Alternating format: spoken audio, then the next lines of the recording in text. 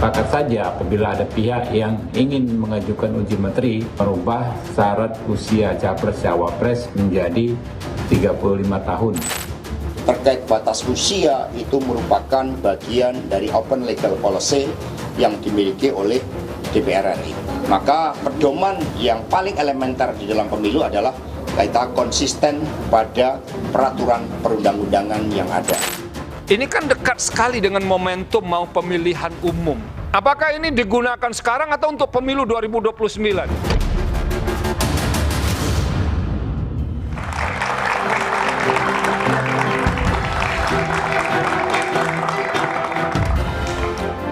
Uji materi batas usia minimal calon presiden dan calon wakil presiden di Mahkamah Konstitusi terus memicu polemik di publik. Pasalnya, persoalan batas usia pejabat publik dianggap open legal policy atau kebijakan hukum terbuka adalah kewenangan Dewan Perwakilan Rakyat dan pemerintah selaku pembentuk undang-undang. Jika ingin mengubah aturan ini, pilihannya adalah merevisi Undang-Undang Pemilu, bukan mengajukan uji materi di Mahkamah Konstitusi. Uji materi ini dinilai syarat kepentingan karena diajukan jelang penyelenggaraan pemilihan presiden tahun depan. Muncul kecurigaan uji materi ini guna mengamankan jalan Gibran Rakabuming Raka melenggang di pemilu presiden tahun depan. Karena kabarnya putra sulung Presiden Jokowi ini sudah ada yang meminang. Mahkamah Konstitusi digunakan sebagai jalan pintas untuk mengubah aturan yang bisa dianggap mengganjal Gibran. Sebenarnya siapa yang berwenang membuat aturan soal usia cawapres? Benarkah ini dilakukan guna melempangkan jalan bagi Gibran? Inilah satu meja The Forum, usia cawapres siapa yang berwenang ubah aturan?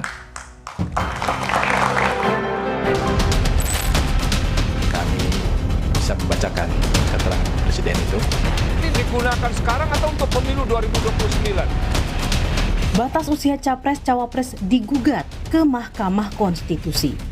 Partai Solidaritas Indonesia beralasan perubahan pasal batas usia tidak didasari alasan logis dan cenderung absurd. Kemudian ada alasan lucu, jadi disebutnya di situ karena anak muda usia 35 sampai 39 itu dianggap masih labil.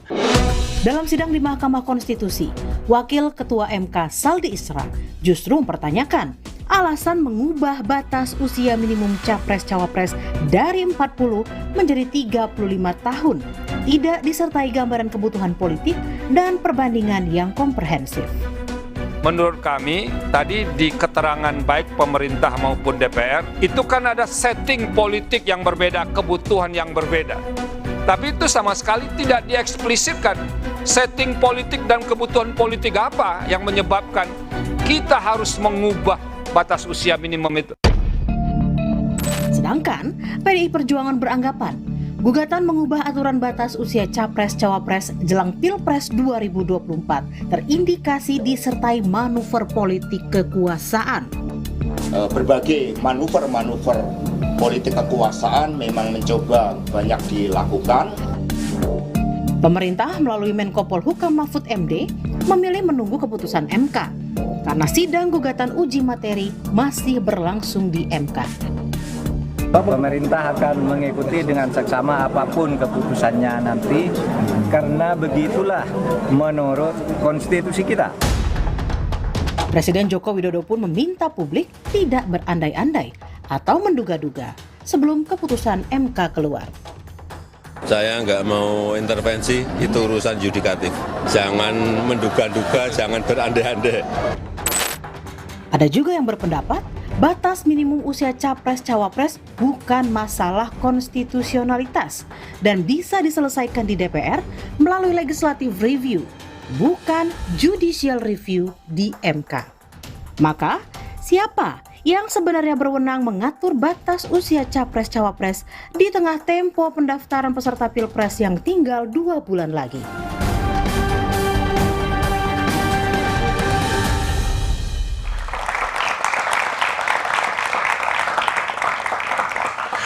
Siapa berwenang ubah aturan soal usia cawapres adalah tema satu meja The Forum malam ini. Telah hadir di studio dari ujung sebelah kanan ada Habibur Rahman, Wakil Ketua Komisi 3 DPR. Malam Bang Habib. Di sebelah kiri saya ada Sis Grace Natali, Wakil Ketua Dewan Pembina PSI. Malam Sis Grace. Di sebelah kiri saya ada Hakim Mahkamah Konstitusi 2015-2020 I Dewa Gede Palguna. Malam Pak Dewa dan Pak Palguna. Dan di ujung sebelah kiri ada Profesor Hamdi Muluk, Guru Besar Psikologi Politik Universitas Indonesia. Dan melalui sambungan Zoom ada Wakil Gubernur Jawa Timur Emil Dardak yang sekarang berusia 39 tahun. Ya, 39 tahun. Saya akan berbicara terlebih dahulu dengan Mas Emil Dardak. Mas Emil? Betul, Mas Emil ikut mengajukan gugatan uji materi soal batas usia capres atau cawapres? Ya, kita mendukung teman-teman aktivis mahasiswa yang datang. Mereka mengatakan kita ini aktivis zilenial, Mas Emil, Mas Wagub. Kita jadi ada latar belakangnya, ada yang ketua BEM fakultas, ada yang ketua BEM prodi, ada yang bahkan ketua umum himpunan mahasiswa politik Indonesia. Ya, saya pikir ini sesuatu yang menarik ya, bahwa mereka menempuh jalur untuk melakukan terobosan melalui jalur hukum, dan datang ke saya sudah dapat dukungan dari ada 2 kepala daerah di Jawa Timur yang sangat saya hormati juga, baik pribadinya maupun latar belakang keluarganya, karena putra dari Kiai yang juga saya jadikan rujukan saya. Oke, nah, tapi Mas Emil kan 39 tahun ya, 39 tahun, dan ini kalau mau maju sebagai cawapres mungkin kurang setahun lagi. Apakah memang berminat maju? Saya nggak akan menjawab begitulah, karena kan konteks kita sekarang ini mendukung teman-teman muda lah sebenarnya. Apalagi kalau merujuk ke partai saya juga udah tahu ada jagoannya, ya kan? Jadi sebenarnya. Tapi kan bisa aja lah cari peluang.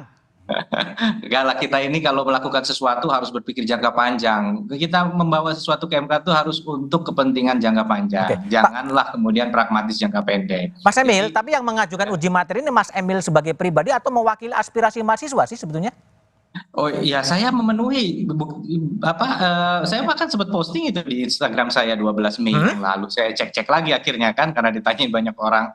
Jadi 12 Mei mereka datang, kita ngobrol banyak hal, dari mulai ngobrol soal perspektif mereka terhadap politik hari ini, kemudian apa yang sedang mereka ikhtiarkan. Mereka bilang bahwa ya ada Emmanuel Macron gitu ya, Presiden Prancis 39, Jacinda Ardern gitu ya. Kemudian bahkan Sultan Syahrir juga dikutip sama mereka.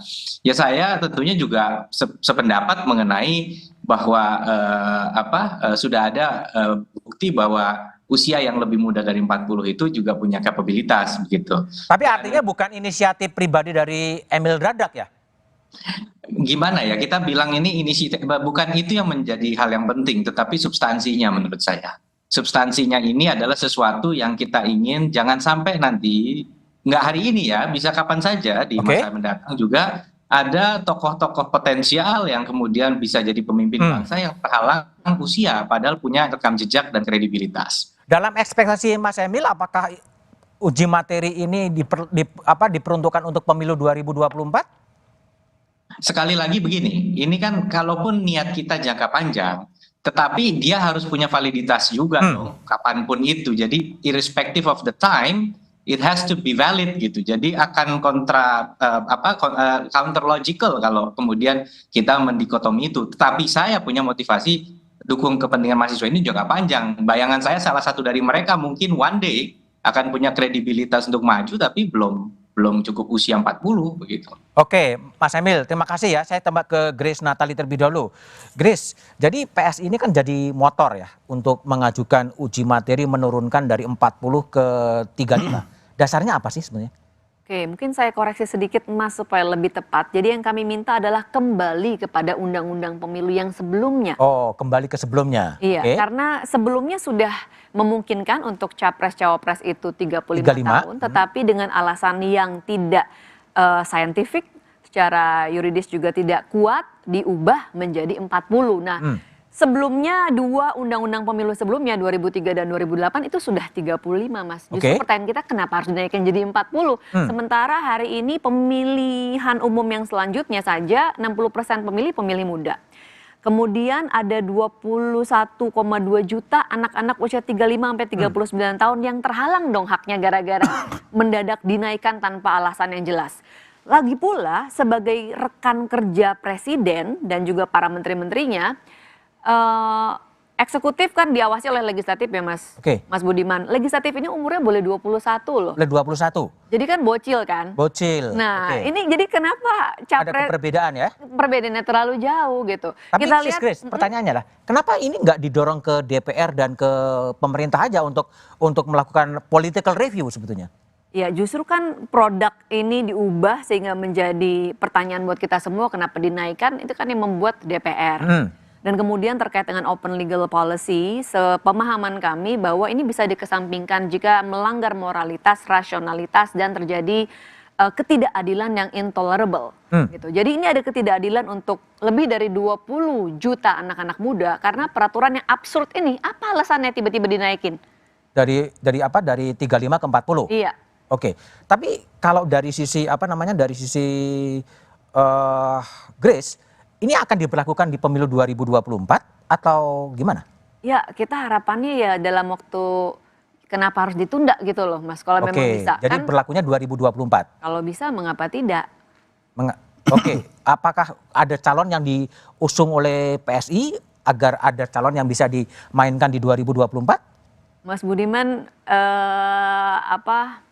PSI ini kan kita partai non parlemen ya Mas. Non parlemen, tapi kan boleh nyalon kan? Kita nggak bisa mengusung orang nih Mas. Iya, tapi kan bisa menjagokan. Iya, saya rasa kita buka pintunya kesempatannya supaya semakin banyak anak-anak muda yang jadi punya kesempatan. Kemudian juga kami percaya kalau ada anak muda di situ yang menjadi subjek gitu ya, maka tingkat partisipasi anak muda mungkin bisa lebih tinggi. Kita lihat hari ini di DPR ada banyak banget bocil. Ya enggak Mas? Karena dibolehkan gitu kan. Kalau kita pengen melihat wajah pemimpin kita ke depan bisa lebih muda, bisa regenerasi, stoknya enggak itu-itu saja. Salah satunya ya gerbangnya harus dibuka dong, jangan digembok terus. Oke, dibuka dan itu berlaku di 2024 ya? 2024 atau 2029 silahkan diputuskan. Tapi kalau memang boleh gitu, kenapa mesti ditunda-tunda? Baik. Mas Habib, jadi kalau posisi DPR sendiri yang dulu pernah di 35, kemudian dinaikin 40, sekarang posisi setuju di 35 lagi? Ya, jadi saya perlu sampaikan bahwa saya sendiri tidak punya kompetensi bicara undang-undang ini karena saya baru jadi anggota DPR 2019, 2017. Yang kedua, posisi saya sebetulnya ketika di MK itu mewakili DPR sebagai tim kuasa DPR di MK, di mana keterangan DPR adalah menyerahkan kepada Majelis Hakim Mahkamah Konstitusi untuk memutuskan. Itu posisi saya ketika hadir di persidangan kemarin. Posisi saya kan sama dengan posisi DPR kan? Nanti makanya saya akan menjelaskan. Kalau Pak Budiman tanya Habibur Rahman Waketum Partai Gerindra, tentu saya punya sikap yang berbeda. Apa itu sikapnya? Sikap kami Partai Gerindra adalah kami peduli sebagaimana diatur di pasal 26 tata beracara Mahkamah Konstitusi kepada para pemohon dengan tuntutannya, sehingga kami menyatakan diri menjadi pihak terkait dan kami mendukung apa yang dimohonkan oleh para pemohon ini dengan alasan bahwa sebagaimana disampaikan Ketua Umum kami terkait Capres dan Cawapres ini jangan terlalu melihat umur tapi lihat kompetensinya, lihat kapasitasnya orang per orang, kurang lebih seperti itu. Oke, baik. Mas Emil, pertanyaan saya sebelum mengakhiri sesi, harapan Anda sendiri sebagai orang yang ikut mengajukan uji materi soal pasal dan sekarang menjadi polemik di publik, harapannya apa, Mas Emil? Kan motivasi terbesar ada dua ya, jadi terbesar tapi dua terbesar lah istilahnya, top 2 ya. Yang pertama tentunya ini inisiatif generasi muda yang harus kita apresiasi gitu, bahwa berjuang itu bisa juga dengan jalur seperti ini, hukum ketatanegaraan, uji konstitusionalitas gitu ya. Tapi yang kedua, substansi yang diperjuangkan sesuatu yang saya secara fundamental juga setuju karena sudah ada presiden gitu, bagaimana kemudian batasan usia ini dalam pengalaman di berbagai negara termasuk Indonesia sendiri sudah punya pemimpin dengan kaliber yang kemudian bisa siap untuk memimpin bangsa ini. Jadi itulah sebenarnya motivasi terbesar kami memberikan dukungan ini kepada rekan-rekan muda. Oke, baik. Mas Emil Dardak, Wakil Gubernur Jawa Timur yang sekarang berusia 39 tahun. Ya, tadi siapa sih yang berwenang untuk merubah atau menentukan syarat soal usia capres? Jawabannya setelah jeda berikut ini. Terima kasih kepada Wakil Gubernur Jawa Timur Emil Dardak.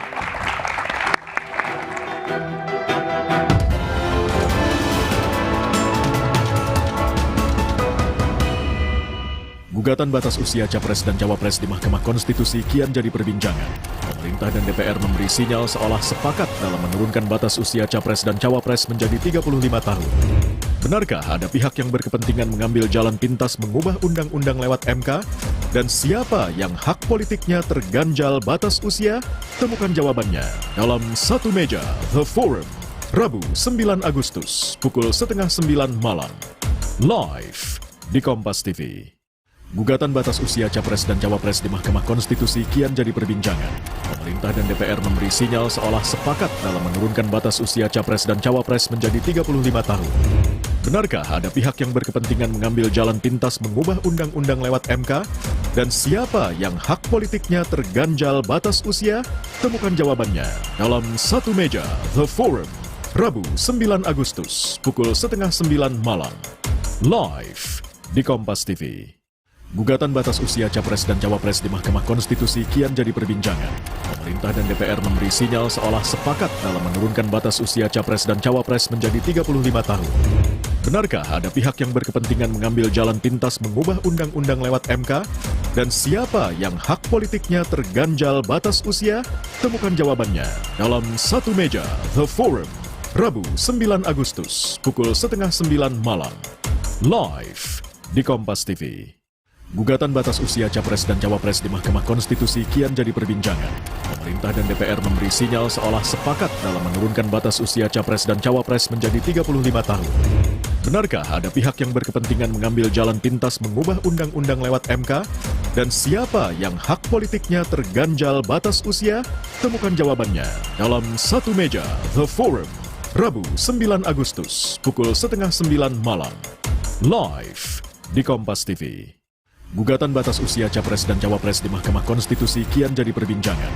Pemerintah dan DPR memberi sinyal seolah sepakat dalam menurunkan batas usia Capres dan Cawapres menjadi 35 tahun. Benarkah ada pihak yang berkepentingan mengambil jalan pintas mengubah undang-undang lewat MK? Dan siapa yang hak politiknya terganjal batas usia? Temukan jawabannya dalam Satu Meja The Forum, Rabu 9 Agustus, pukul 8:30 malam. Live di Kompas TV. Gugatan batas usia Capres dan Cawapres di Mahkamah Konstitusi kian jadi perbincangan. Pemerintah dan DPR memberi sinyal seolah sepakat dalam menurunkan batas usia Capres dan Cawapres menjadi 35 tahun. Benarkah ada pihak yang berkepentingan mengambil jalan pintas mengubah undang-undang lewat MK? Dan siapa yang hak politiknya terganjal batas usia? Temukan jawabannya dalam Satu Meja The Forum, Rabu 9 Agustus, pukul 8:30 malam. Live di Kompas TV. Gugatan batas usia Capres dan Cawapres di Mahkamah Konstitusi kian jadi perbincangan. Pemerintah dan DPR memberi sinyal seolah sepakat dalam menurunkan batas usia Capres dan Cawapres menjadi 35 tahun. Benarkah ada pihak yang berkepentingan mengambil jalan pintas mengubah undang-undang lewat MK? Dan siapa yang hak politiknya terganjal batas usia? Temukan jawabannya dalam Satu Meja The Forum, Rabu 9 Agustus, pukul 8:30 malam. Live di Kompas TV. Gugatan batas usia Capres dan Cawapres di Mahkamah Konstitusi kian jadi perbincangan. Pemerintah dan DPR memberi sinyal seolah sepakat dalam menurunkan batas usia Capres dan Cawapres menjadi 35 tahun. Benarkah ada pihak yang berkepentingan mengambil jalan pintas mengubah undang-undang lewat MK? Dan siapa yang hak politiknya terganjal batas usia? Temukan jawabannya dalam Satu Meja The Forum, Rabu 9 Agustus, pukul 8:30 malam. Live di Kompas TV. Gugatan batas usia Capres dan Cawapres di Mahkamah Konstitusi kian jadi perbincangan. Pemerintah dan DPR.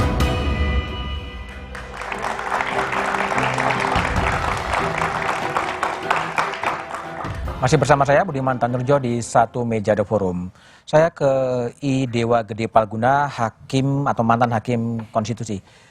Pak Palguna, ini MK bisa masuk untuk menguji soal pasal apakah itu 35 atau 40 untuk usia calon wakil presiden atau calon wakil presiden?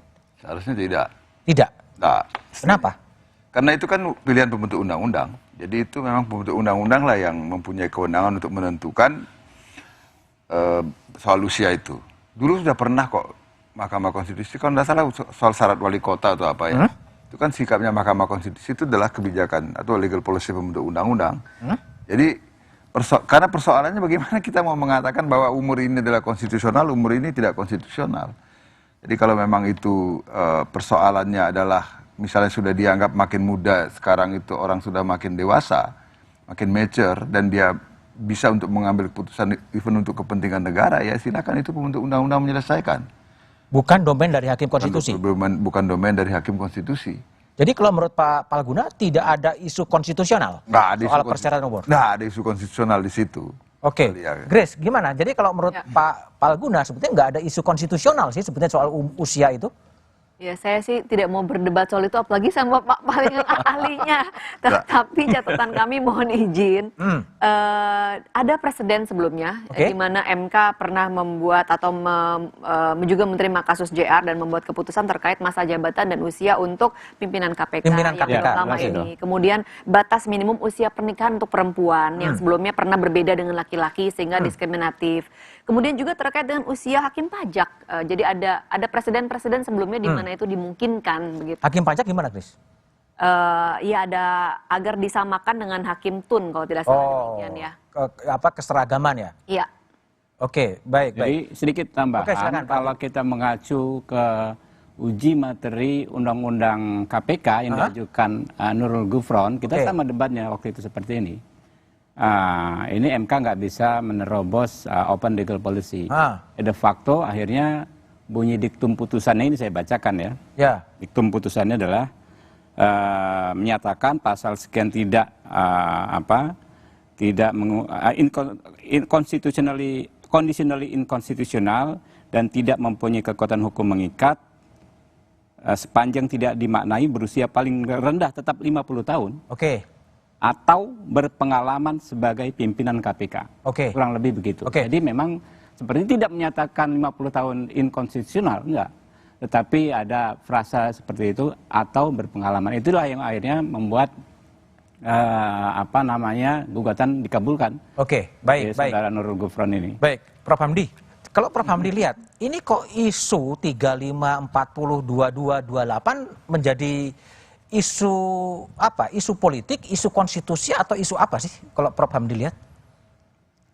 Begini, jadi kalau dalam perspektif saya misalnya psikolog, kami punya ilmu yang namanya developmental psychology. Jadi mempelajari fase-fase perkembangan umur manusia itu, termasuk pertanyaan-pertanyaan penting tadi. Apakah pada rentang usia tertentu orang tidak matang? Apakah pada rentang usia tertentu orang belum stabil secara emosional? Apakah pada rentang masa tertentu orang belum bisa performing, misalnya begitu ya. Nah, kan kalau secara ringkas saya katakan, misalnya kalau kita lihat, misalnya ada ahli psikologi perkembangan namanya Levinson yang membagi tahap perkembangan adulthood ya. Jadi tahap perkembangan itu dalam psikologi itu garis besarnya 3. Pertama itu childhood, itu usia anak-anak itu sampai umur 12 gitu. Teenager, setelah itu 12 sampai 17. 18 ke atas itu masuk masa adulthood, dewasa. Ya gitu. Nah, dewasa itu juga ada fase-fasenya, dewasa awal 18 sampai 25 gitu loh. Nah, masuk 25 itu sudah mulai dewasa betulan, tapi early. Nah, tapi masuk ke arah 30 transisi. Ya. 30 32 orang mulai berkarir. Nah, 35 sampai 40 itu ada yang nyebut ini masa peak performance malah. Peak performance. Karena kita lihat sekarang banyak CEO, banyak orang-orang yang perform betul di usia-usia segitu.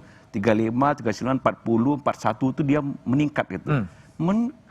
Masuk kepada 41 itu para ahli psikologi mengatakan ini masa middle adulthood. Dewasa tengah. Nah, itu masa settlement. Orang stabil, established gitu ya. Tapi ada lagi cerita lain yang sering disebut itu midlife crisis. Jadi orang-orang yang punya banyak masalah psikologis, terutama puber kedua lah, macam-macam gitu ya. Jadi artinya yang saya katakan begini, ya 35, 36, 37, 38, 39, 40 ya secara psikologi sama. Sama ya, tapi kalau menurut pandangan dari sisi psikologi, usia yang paling pas untuk ideal untuk menjadi pejabat publik termasuk presiden atau wakil presiden berapa? Oke, akhirnya saya lihat literatur misalnya tentang political maturity itu. Apa yang faktor menyebabkan orang matang secara politik itu? Ternyata temuan studi ilmiah itu mengatakan faktor penentunya satu adalah apakah dia punya observable skill and observable experience yang jelas. Artinya dia punya kemampuan betul, pengalaman yang dalam bidang itu. Ketiga, misalnya apakah lingkungannya mendukung untuk facilitating learning namanya. Dia belajar yang terfasilitasi. Dan faktor tiga juga yang penting, kehadiran mentor. Jadi biasanya orang-orang yang cepat matang itu kan di sampingnya ada mentor-mentor yang hebat. Baik itu di bisnis, baik itu di akademia, ataupun di politik. Jadi kehadiran mentor itu mempercepat orang matang gitu loh. Jadi bukan umur. Bukan umur. Bukan umur. Jadi singkatnya 35, 36, 37, 38, 39, 40 sama aja. mawon kira-kira gitu. Oke, baik. Grace, kalau tadi 35 sampai 40 sama aja. Kenapa yang dipilih 35?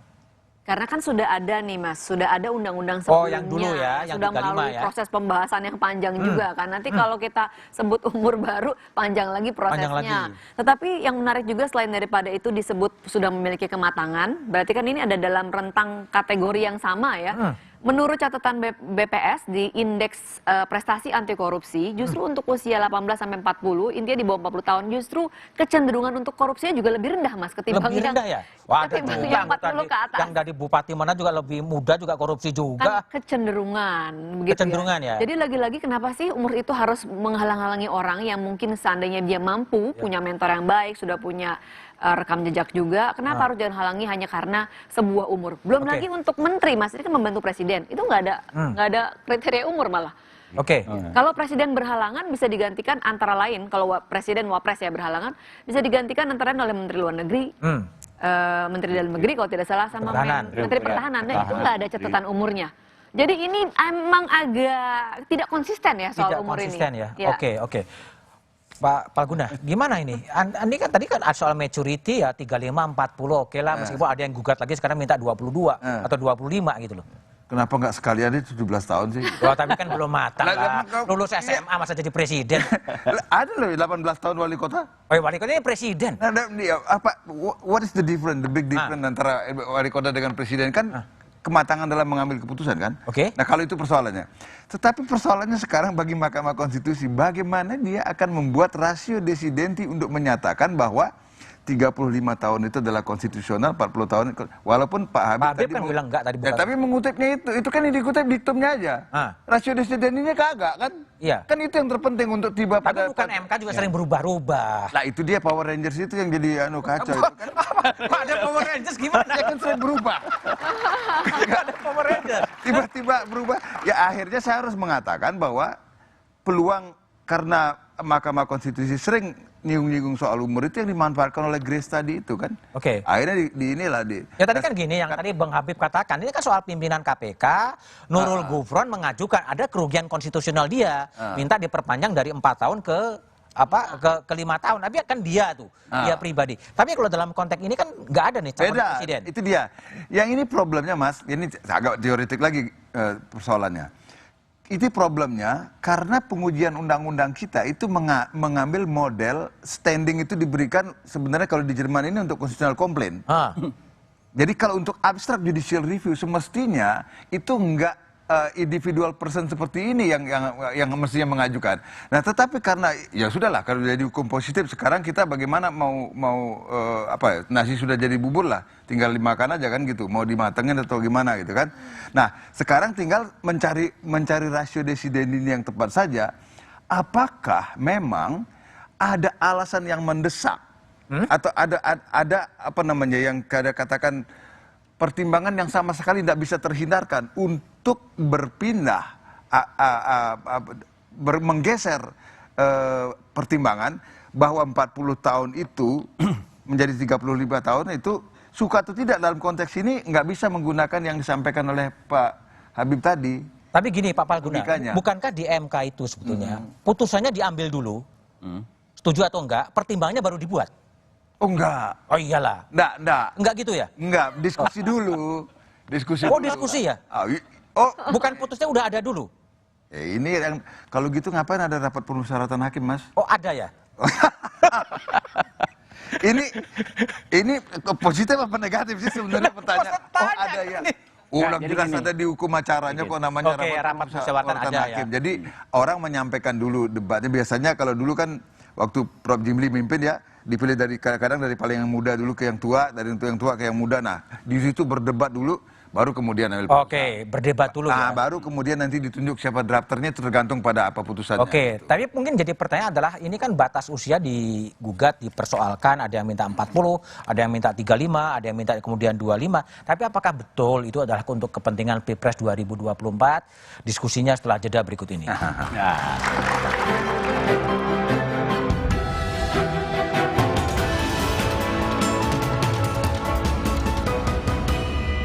Gugatan batas usia Capres dan Cawapres di Mahkamah Konstitusi kian jadi perbincangan.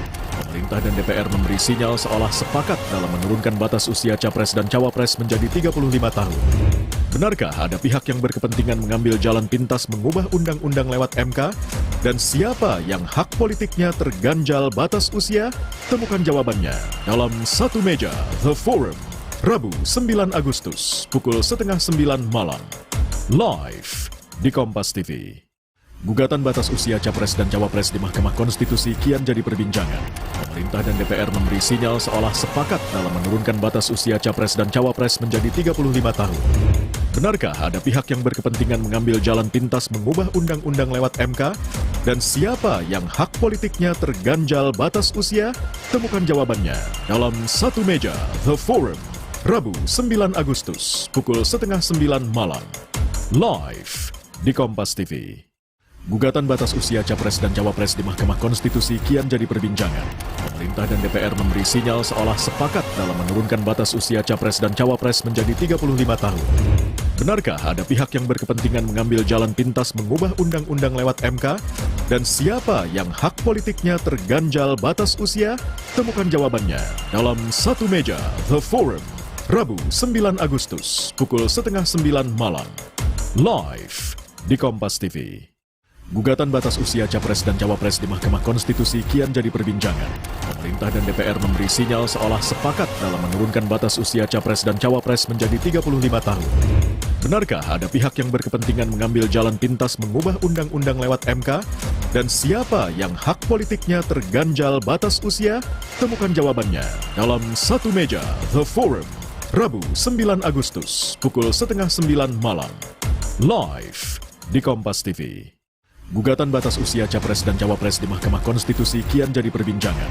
Pemerintah dan DPR memberi sinyal seolah sepakat dalam menurunkan batas usia Capres dan Cawapres menjadi 35 tahun. Benarkah ada pihak yang berkepentingan mengambil jalan pintas mengubah undang-undang lewat MK? Dan siapa yang hak politiknya terganjal batas usia? Temukan jawabannya dalam Satu Meja The Forum, Rabu 9 Agustus, pukul 8:30 malam. Live di Kompas TV. Gugatan batas usia Capres dan Cawapres di Mahkamah Konstitusi kian jadi perbincangan. Pemerintah dan DPR memberi sinyal seolah sepakat dalam menurunkan batas usia Capres dan Cawapres menjadi 35 tahun. Benarkah ada pihak yang berkepentingan mengambil jalan pintas mengubah undang-undang lewat MK? Dan siapa yang hak politiknya terganjal batas usia? Temukan jawabannya dalam Satu Meja The Forum, Rabu 9 Agustus, pukul 8:30 malam. Live di Kompas TV. Gugatan batas usia Capres dan Cawapres di Mahkamah Konstitusi kian jadi perbincangan. Pemerintah dan DPR memberi sinyal seolah sepakat dalam menurunkan batas usia Capres dan Cawapres menjadi 35 tahun. Benarkah ada pihak yang berkepentingan mengambil jalan pintas mengubah undang-undang lewat MK? Dan siapa yang hak politiknya terganjal batas usia? Temukan jawabannya dalam Satu Meja The Forum, Rabu 9 Agustus, pukul 8:30 malam. Live di Kompas TV. Gugatan batas usia Capres dan Cawapres di Mahkamah Konstitusi kian jadi perbincangan. Pemerintah dan DPR memberi sinyal seolah sepakat dalam menurunkan batas usia Capres dan Cawapres menjadi 35 tahun. Benarkah ada pihak yang berkepentingan mengambil jalan pintas mengubah undang-undang lewat MK? Dan siapa yang hak politiknya terganjal batas usia? Temukan jawabannya dalam Satu Meja The Forum, Rabu 9 Agustus, pukul 8:30 malam. Live di Kompas TV. Gugatan batas usia Capres dan Cawapres di Mahkamah Konstitusi kian jadi perbincangan. Pemerintah dan DPR memberi sinyal seolah sepakat dalam menurunkan batas usia Capres dan Cawapres menjadi 35 tahun. Benarkah ada pihak yang berkepentingan mengambil jalan pintas mengubah undang-undang lewat MK? Dan siapa yang hak politiknya terganjal batas usia? Temukan jawabannya dalam Satu Meja The Forum, Rabu 9 Agustus, pukul 8:30 malam. Live di Kompas TV. Gugatan batas usia Capres dan Cawapres di Mahkamah Konstitusi kian jadi perbincangan. Pemerintah dan DPR memberi sinyal seolah sepakat dalam menurunkan batas usia Capres dan Cawapres menjadi 35 tahun. Benarkah ada pihak yang berkepentingan mengambil jalan pintas mengubah undang-undang lewat MK? Dan siapa yang hak politiknya terganjal batas usia? Temukan jawabannya dalam Satu Meja The Forum, Rabu 9 Agustus, pukul 8:30 malam. Live di Kompas TV. Gugatan batas usia Capres dan Cawapres di Mahkamah Konstitusi kian jadi perbincangan. Pemerintah dan DPR memberi sinyal seolah sepakat dalam menurunkan batas usia Capres dan Cawapres menjadi 35 tahun. Benarkah ada pihak yang berkepentingan mengambil jalan pintas mengubah undang-undang lewat MK? Dan siapa yang hak politiknya terganjal batas usia? Temukan jawabannya dalam Satu Meja The Forum, Rabu 9 Agustus, pukul 8:30 malam. Live di Kompas TV. Gugatan batas usia Capres dan Cawapres di Mahkamah Konstitusi kian jadi perbincangan. Pemerintah dan DPR memberi sinyal seolah sepakat dalam menurunkan batas usia Capres dan Cawapres menjadi 35 tahun. Benarkah ada pihak yang berkepentingan mengambil jalan pintas mengubah undang-undang lewat MK? Dan siapa yang hak politiknya terganjal batas usia? Temukan jawabannya dalam Satu Meja The Forum, Rabu 9 Agustus, pukul 8:30 malam.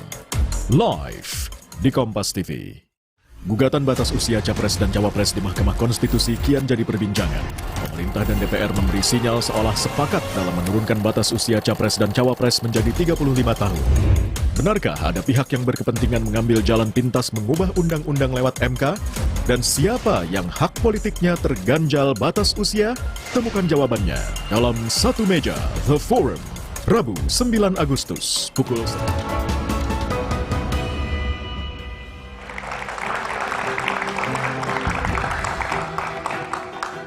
Oke, masih bersama saya Budiman Tanrujo di Satu Meja The Forum. Habibur Rahman. Habib, Gerindra mendukung, apakah memang ini melampangkan jalan bagi Gibran Rakabuming Raka menjadi cawapres? Ya, sebentar sedikit saya menanggapi Prof. Palguna tadi. Memang ya yang saya sebutkan itu diktum dari putusan. Tapi yang disebutkan Sis Krisnatali tadi, itulah salah satu pertimbangan.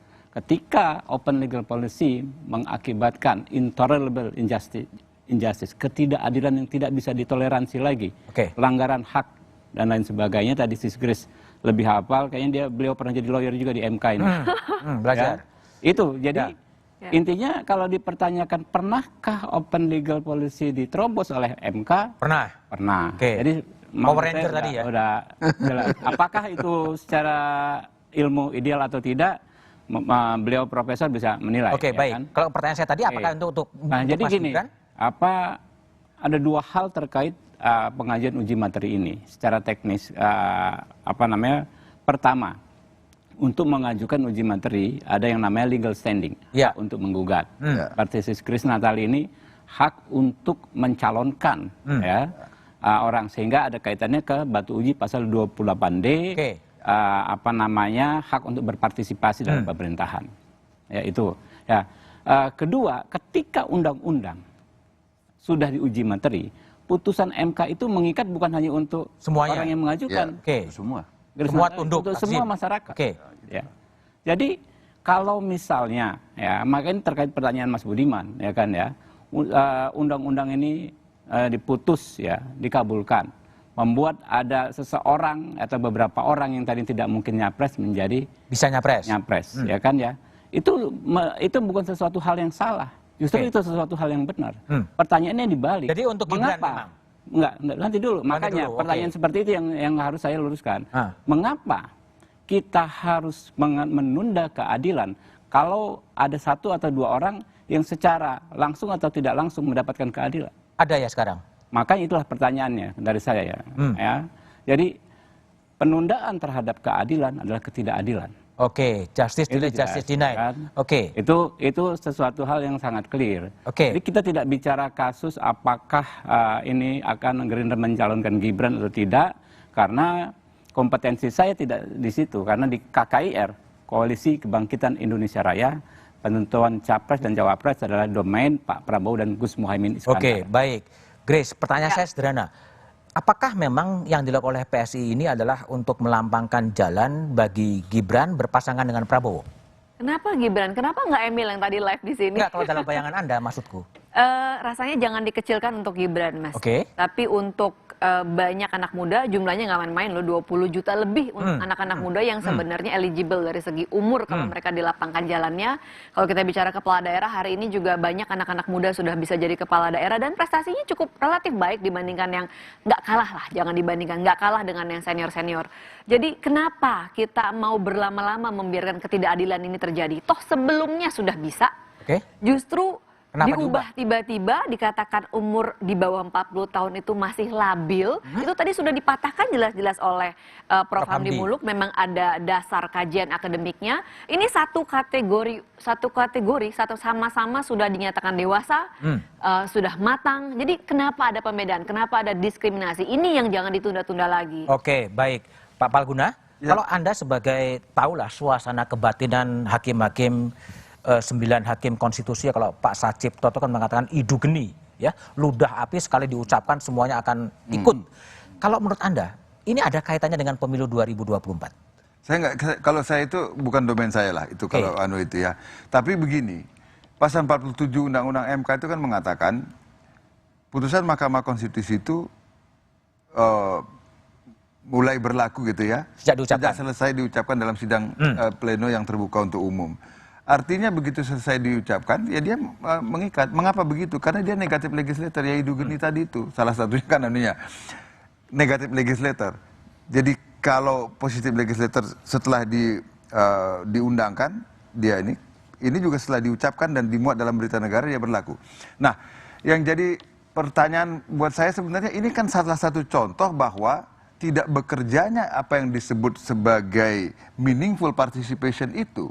Andai kata meaningful participation itu menjadi dasar pengambilan keputusan politik, saya kira penjelasan Prof. Hamdi akan masuk ke situ. Dan Grace nggak perlu capek-capek untuk mengajukan persoalan ini ke Mahkamah Konstitusi. Gini, kalau sekarang dilihat ya, apakah kemudian MK ini kemudian jadi jalan pintas daripada political review, orang-orang yang nggak bisa ya pakai MK aja. MK kan hanya 9 orang tuh sebenarnya. Itu tadi yang saya maksud. Ketika ada kepentingan macam ini dan kemudian pola standing, model standing yang digunakan untuk menjadi pemohon itu adalah model constitutional complaint, suka atau tidak, ketika orang secara pribadi merasa dirugikan atau mempunyai kepentingan, daripada di DPR capek-capek ini, kemudian coba-coba aja iseng ke MK. Oh, ada ya sekarang pola itu? Nah, enggak, bukan pola sistem yang kita ambil, undang-undang yang menyebutkan individu yang merasa dirugikan hak konstitusionalnya itu mempunyai standing untuk men-challenge undang-undang, walaupun hanya satu orang, itu yang menyebabkan yang pola ini menjadi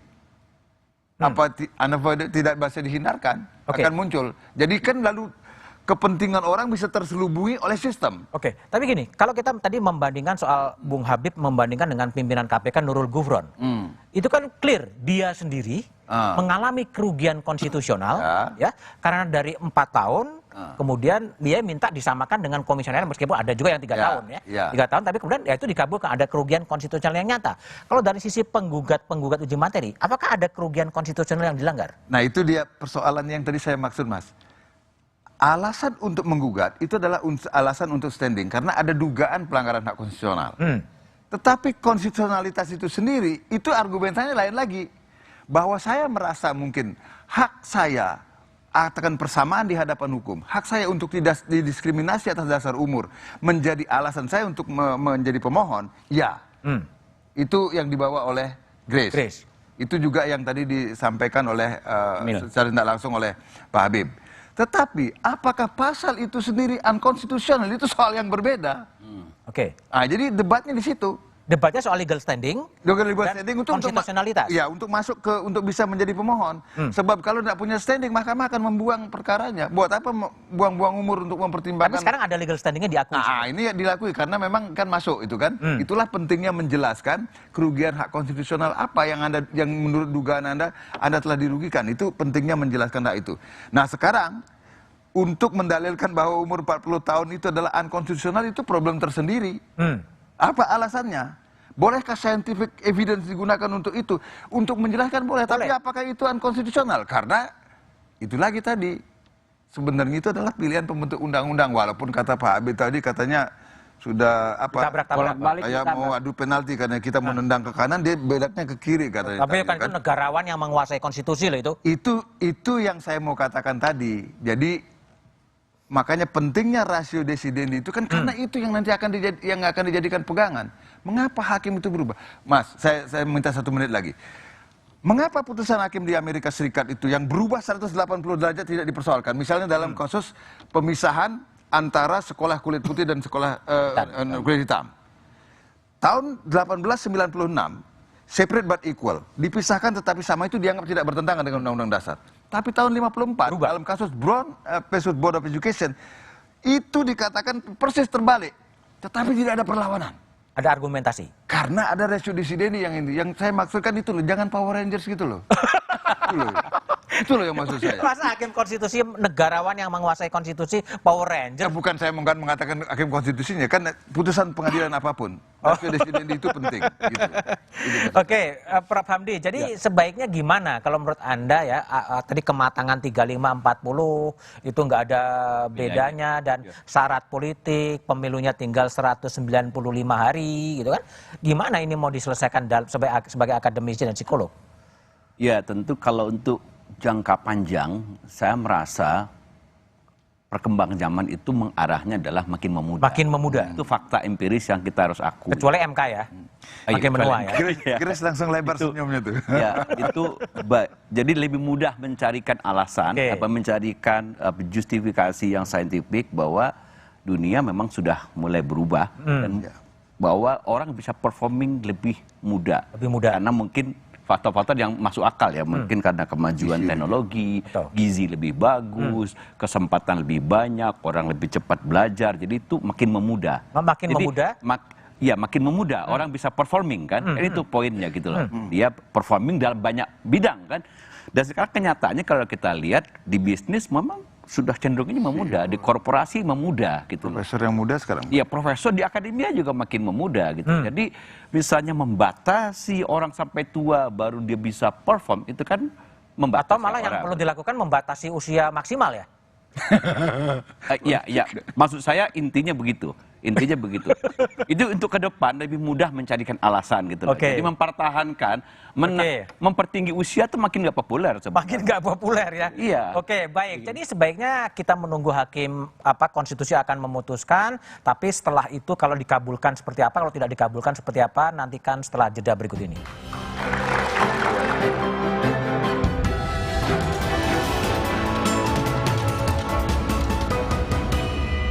Gugatan batas usia Capres dan Cawapres di Mahkamah Konstitusi kian jadi perbincangan. Pemerintah dan DPR memberi sinyal seolah sepakat dalam menurunkan batas usia Capres dan Cawapres menjadi 35 tahun. Benarkah ada pihak yang berkepentingan mengambil jalan pintas mengubah undang-undang lewat MK? Dan siapa yang hak politiknya terganjal batas usia? Temukan jawabannya dalam Satu Meja The Forum, Rabu 9 Agustus, pukul 8:30 malam. Live di Kompas TV. Gugatan batas usia Capres dan Cawapres di Mahkamah Konstitusi kian jadi perbincangan.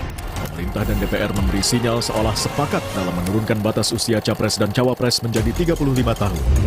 Benarkah ada pihak yang berkepentingan mengambil jalan pintas mengubah undang-undang lewat MK? Dan siapa yang hak politiknya terganjal batas usia? Temukan jawabannya dalam Satu Meja The Forum, Rabu 9 Agustus, pukul 8:30 malam. Live di Kompas TV. Gugatan batas usia Capres dan Cawapres di Mahkamah Konstitusi kian jadi perbincangan. Pemerintah dan DPR memberi sinyal seolah sepakat dalam menurunkan batas usia Capres dan Cawapres menjadi 35 tahun. Benarkah ada pihak yang berkepentingan mengambil jalan pintas mengubah undang-undang lewat MK? Dan siapa yang hak politiknya terganjal batas usia? Temukan jawabannya dalam Satu Meja The Forum, Rabu 9 Agustus, pukul 8:30 malam. Live di Kompas TV. Gugatan batas usia Capres dan Cawapres di Mahkamah Konstitusi kian jadi perbincangan. Pemerintah dan DPR memberi sinyal seolah sepakat dalam menurunkan batas usia Capres dan Cawapres menjadi 35 tahun. Benarkah ada pihak yang berkepentingan mengambil jalan pintas mengubah undang-undang lewat MK? Dan siapa yang hak politiknya terganjal batas usia? Temukan jawabannya dalam Satu Meja The Forum, Rabu 9 Agustus, pukul 8:30 malam. Live di Kompas TV. Gugatan batas usia Capres dan Cawapres di Mahkamah Konstitusi kian jadi perbincangan. Pemerintah dan DPR memberi sinyal seolah sepakat dalam menurunkan batas usia Capres dan Cawapres menjadi 35 tahun. Benarkah ada pihak yang berkepentingan mengambil jalan pintas mengubah undang-undang lewat MK? Dan siapa yang hak politiknya terganjal batas usia? Temukan jawabannya dalam Satu Meja The Forum, Rabu 9 Agustus, pukul 8:30 malam. Live di Kompas TV. Gugatan batas usia Capres dan Cawapres di Mahkamah Konstitusi kian jadi perbincangan. Pemerintah dan DPR memberi sinyal seolah sepakat dalam menurunkan batas usia Capres dan Cawapres menjadi 35 tahun. Benarkah ada pihak yang berkepentingan mengambil jalan pintas mengubah undang-undang lewat MK? Dan siapa yang hak politiknya terganjal batas usia? Temukan jawabannya dalam Satu Meja The Forum, Rabu 9 Agustus, pukul 8:30 malam. Live di Kompas TV. Gugatan batas usia Capres dan Cawapres di Mahkamah Konstitusi kian jadi perbincangan. Pemerintah dan DPR memberi sinyal seolah sepakat dalam menurunkan batas usia Capres dan Cawapres menjadi 35 tahun. Benarkah ada pihak yang berkepentingan mengambil jalan pintas mengubah undang-undang lewat MK? Dan siapa yang hak politiknya terganjal batas usia? Temukan jawabannya dalam Satu Meja The Forum, Rabu 9 Agustus, pukul 8:30 malam. Live di Kompas TV. Gugatan batas usia Capres dan Cawapres di Mahkamah Konstitusi kian jadi perbincangan. Pemerintah dan DPR memberi sinyal seolah sepakat dalam menurunkan batas usia Capres dan Cawapres menjadi 35 tahun. Benarkah ada pihak yang berkepentingan mengambil jalan pintas mengubah undang-undang lewat MK? Dan siapa yang hak politiknya terganjal batas usia? Temukan jawabannya dalam Satu Meja The Forum, Rabu 9 Agustus, pukul 8:30 malam. Live di Kompas TV. Gugatan batas usia Capres dan Cawapres di Mahkamah Konstitusi kian jadi.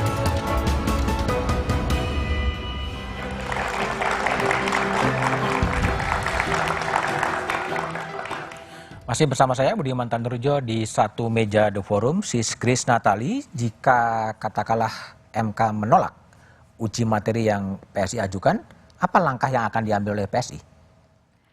Saya nggak mau berandai-andai dulu nih Mas Budiman. Optimis ya? Masih optimis, kita usahakan yang terbaik, tapi tentu akan sangat sedih kalau sampai ditolak. Ini berarti mimpi anak-anak muda Indonesia harus pupus atau tertunda entah sampai kapan karena sebuah ketidakadilan bahwa ternyata capable atau kemampuan pengalaman itu nggak cukup karena kita dianggap masih labil kalau usianya belum 40 tahun. Gitu.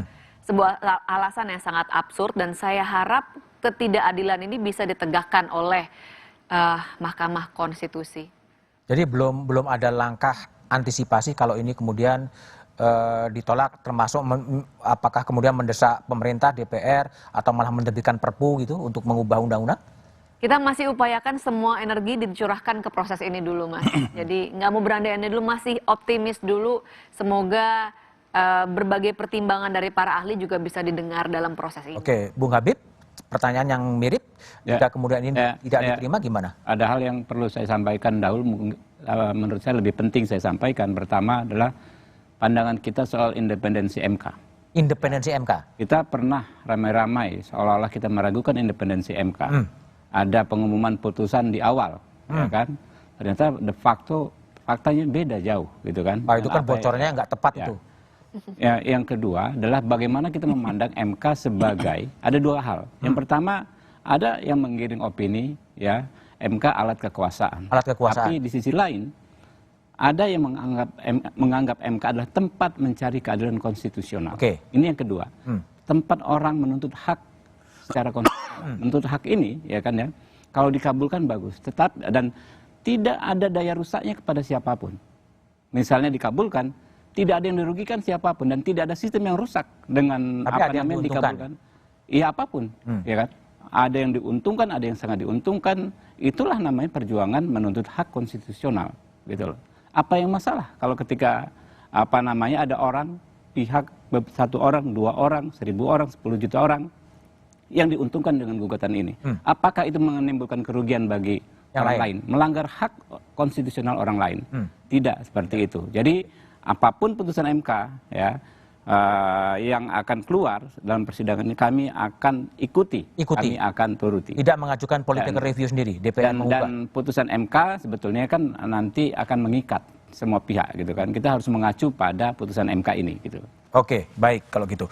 Bung Pak Hakim Palguna, jadi gimana sebaiknya Hakim MK ini mengambil keputusan ya, karena ini sudah orang publik mengatakan syarat politik, ini pemilunya tinggal 190 hari. Gimana sebaiknya Hakim MK itu mengambil keputusan kalau menurut pandangan Pak Palguna? Ya, ini pertanyaan penting menurut saya. Ada satu statement yang sangat mendasar yang diucapkan oleh mantan Chief Justice yang sangat terkenal di Amerika Serikat, John Marshall. Pertanyaannya begini, apa sih yang menyebabkan putusan hakim itu dihormati dan ditaati? Jawabannya adalah cara dia memutus. Cara dia memutus. Memberikan pertimbangan terhadap isu yang diajukan kepadanya. Nah, itulah sebabnya maka orang tidak pernah meragukan yang namanya judicial independence itu karena diimbangi oleh judicial accountability. Salah satu unsur penting atau elemen penting dari judicial accountability adalah pertimbangan hukumnya ini. Nah, pertanyaannya sekarang saya kembalikan ke pertanyaan Mas Budiman tadi, apa seharusnya sikap yang diambil oleh MK? Saya sendiri masih berpendirian hingga saat ini dan tidak pernah berubah. Saya bukan Power Rangers dalam soal ini. Dari awal sampai terakhir, dalam soal usia, saya selalu berpendirian bahwa itu adalah wewenang sepenuhnya merupakan legal policy dari pembentuk undang-undang yang seharusnya Mahkamah Konstitusi tidak masuk ke dalamnya. Jadi alasannya, kalau kemarin dulu itu mengubah syarat hakim konstitusi, menambah kewenangan ini, itu selesai dalam waktu 1 bulan, apa sulitnya kalau pembentuk undang-undang dalam hal ini Presiden dan DPR sudah sepakat bahwa itu dan ditambah dengan alasan argumentasi saintifik yang disampaikan oleh Prof. Hamdi tadi, bahwa dunia makin memudah. Saya kira dalam waktu 1 bulan selesai persoalan ini apabila dilakukan legislative review. Artinya saya sampai dengan saat ini berpendirian bahwa ini adalah persoalan legislative review, bukan persoalan judicial review. Artinya pembentuk undang-undang lah yang bisa mengubah, dan itu bukan persoalan yang sulit. Yang susah ya. Kalau memang ini, kan tinggal ngundang Prof. Hamdi. Prof. Hamdi. Untuk mengatakan. Kemudian direvisi undang-undang diubah lah jadi 35 kan? Tapi itu harus ada putusan MK dulu kan? Ya, putusan MK-nya harapan saya MK-nya itu adalah mengatakan bahwa ini adalah bukan persoalan judicial review tapi persoalan legislative review. Harapan saya begitu. Nah, itu kalau dari sudut pandang saya. Tetapi kan ya nggak tahu lah. Kan ini 9 hakim kan punya. Nggak tahu lah, ada ragu kenapa? Bukan soal ragu. Kan Prof. Jimli sering menganekan 9 hakim konstitusi itu 9 pintu kebenaran. Kadang-kadang punya 9 apa? 9 pintu kebenaran. 9 pintu kebenaran. Ini yang harus berdebat di rapat permusyawaratan hakim sebelum ditentukan final say dari sebuah putusan. Nah, ini kan perdebatan ini yang menarik. Nah, ini hanya sayangnya perdebatannya nggak dibaca publik ya. Ya, nah itu karena kalau RPH-nya dibocorin ya bocor lah putusannya, Mas. Gimana? Itu kan memang harus dirahasiakan. Prof. Hamdi, jadi gimana publik ini ya, publik yang bisa mengawal agar putusan Hakim MK ini betul-betul ada isi konstitusi, ada keadilan, dan bukan hanya mengakomodir kepentingan pihak tertentu untuk pemilu 2024? Pertama, saya setuju dengan Pak Palguna bahwa sebaiknya untuk menjaga konsistensi aturan main kita bernegara, itu saya setuju betul bahwa seharusnya Mahkamah Konstitusi hanya punya koridor untuk menyatakan apakah sebuah undang-undang itu konstitusional atau tidak. Ruangnya sempit sebenarnya. Sempit sebenarnya. Di situ saja dia. Nah, tentu untuk substansi undang-undang itu yang paling absah, memang betul open legal policy, saya setuju. Serahkan ke pembuat undang-undang untuk lebih detail begitu ya. Nah itu. Nah cuma sekarang apakah ini misalnya, satu lagi saya ingin menyampaikan bahwa tadi kita harus sepakat bahwa dunia makin memudah, bahwa argumen-argumen untuk membuat persyaratan makin menua itu nggak punya dasar yang jelas, nggak punya dasar saintifik yang bisa dibenarkan sebenarnya gitu ya. Jadi kita setuju bahwa, tapi apakah ini akan dilakukan sekarang untuk melihat maslahat kita berbangsa bernegara ini, karena ada momen pemilu, kan itu yang dipersoalkan. Apakah ini tidak menimbulkan gonjang-ganjing atau menimbulkan prasangka yang tidak baik kepada sejumlah pihak yang dituduh misalnya mendapat keuntungan dari proses ini, kan gitu yang dipersoalkan gitu loh. Nah apakah memang lebih baik, kalau saya tetap mengatakan bahwa sebaiknya memang undang-undang itu direvisi itu lebih elegan itu kalau mekanismenya di legislatif. Jadi kembalikan kepada open legal policy itu. Mahkamah Konstitusi cukup menjaga yang koridor yang sangat sempit itu dan itu menyerahkan kepada pihak DPR dan pemerintah. Iya, lebih baik seperti itu gitu loh. Jadi tapi manakala kita juga tidak bisa menutup hati nurani hakim misalnya, walaupun 1, 2, 3 orang ini dipandang dirugikan betul tadi secara konstitusi, tidak mendapatkan perlakuan yang fair, ya itu ya saya menyatakan itu nuraninya para hakim. Oke, baik Prof. Andi, makasih Pak Palguna, makasih Sis Grace dan Pak Habib, terima kasih telah bergabung di Satu Meja The Forum. Kerugian konstitusional seharusnya menjadi parameter Mahkamah Konstitusi untuk menentukan legal standing pengaju uji materi.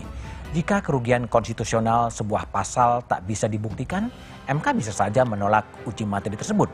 Dan MK bisa menyatakan bahwa soal syarat usia capres dan cawapres adalah kewenangan DPR dan pemerintah dan bukan isu konstitusional.